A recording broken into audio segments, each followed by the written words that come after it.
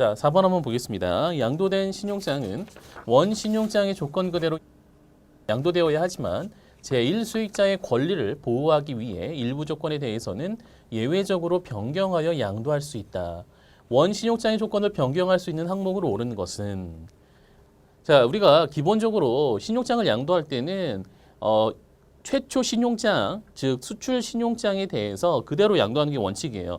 자, 그럼에도 불구하고 우리가 양도 차익을 얻기 위한 목적으로 신용장을 양도한다라고 하면 자, 우리가 양도 차익을 얻으려면 원 수출 신용장보다 금액은 어떻게 해야 될까요?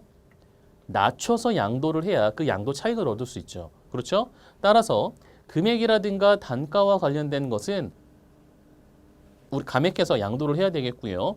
자, 그리고 서류 제시 기간이라든가 신용장의 유효 기일이라든가 이런 것들은 원 신용장의 조건을 우리가 맞추기 위해서 서류를 변경하고 다시 제시할 시간이 필요하죠.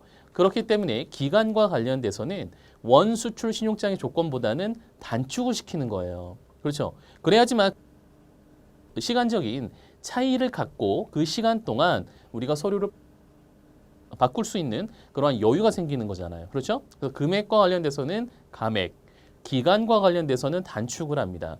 다만 부보 비율만큼 원 수출 신용장 금액의 최소 110%만큼 부보를 해야 돼요. 그렇죠?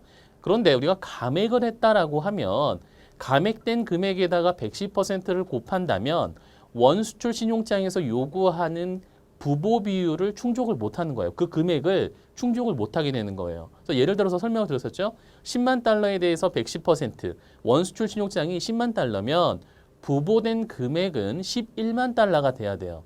10만 달러 곱하기 110%이기 때문에. 그런데 우리가 극단적으로 10만 달러짜리 신용장을 제2 수익자에게 5만 달러로 양도를 한 겁니다. 자, 이 5만 달러에 대해서 부보 금액이 11만 달러가 돼야 돼요. 그러면 부보 비율은 몇 퍼센트가 돼야 되는 거죠? 220%가 돼야 되잖아요. 자, 그래서 이렇게 정리하시는 거예요. 금액과 관련돼서는 감액, 기간은 단축, 부보 비율만 유일하게 증가. 그렇죠? 자, 이런 내용을 기억해 두시고 문제를 접근을 하시면 됩니다. 자, 1번. Increment in the amount of the credit. 자, 금액을, 신용장의 금액을 증가한다. 증액한다. 맞나요? 좀 전에 말씀드렸죠? 금액은 낮춰야 되죠. 감액해야 되죠. 자, increment 부분이 잘못됐습니다. 2번. Curtailment of the latest shipment date. 자, 최종 선적일의 단축. 그렇죠. 선적일을 단축을 해서 양도를 해야 돼요. 그래야지 시간적인 차이를 가질 수 있다는 겁니다. 자, 3번. Decrease of the percentage for insurance cover. 자, 부보 비율과 관련돼서는 어떻게 한다라고 그랬죠? 유일하게 증가한다라고 그랬죠. Decrease가 아니라 increase라고 표현이 돼야 되겠죠? 4번. Extension of the expiry date. 유효기일의 연장. 기간은 어떻게 한다고요? curtailment 해야죠. 그렇죠? 단축해야 됩니다. 그래서 여기서는 2번이 옳은 내용이 되겠습니다.